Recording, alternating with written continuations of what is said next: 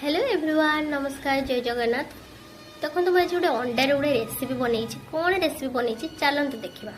देखो तो मुझे आग प्रथम 4टी अंडा को एमती भांगी नहीं से मु लुण धनिया पत्र आउ टिके हलदी को दे भलसे मिक्स कर मुझे गोटे कड़े एमती पानी नहीं मो स्टैंड गोटे रखी अंडा को दे मु कभर करके छाड़ी देती।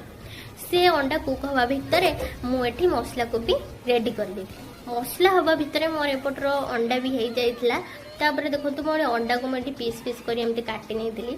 तापर मुझे अंडा को एमती टिके ब्राउन कर भाजी भी देती। तापर मुझे गोटे कड़े तेल टिके चीनी कलर पाई देती। तापर से जीरा तेजपत्र पियाज को दे भल भाव भाजी नहीं।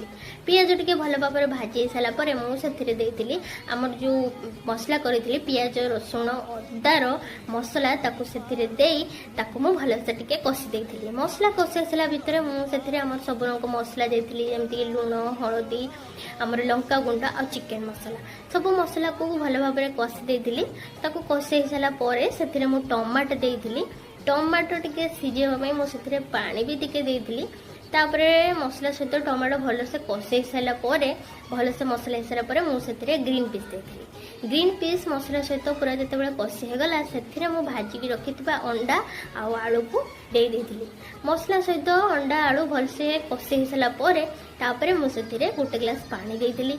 पानी को दे भलसे फुटापी छाड़ी। लास्ट में मुझे धनिया पत्र आउ जीरा पाउडर। तापर मोर किसी समय पर बनी जाइला अंडा पनीर तरकारी। तो आज रेसिपी केमती लगिला निहाती जनइबे। रहिली, नमस्कार, जय जगन्नाथ।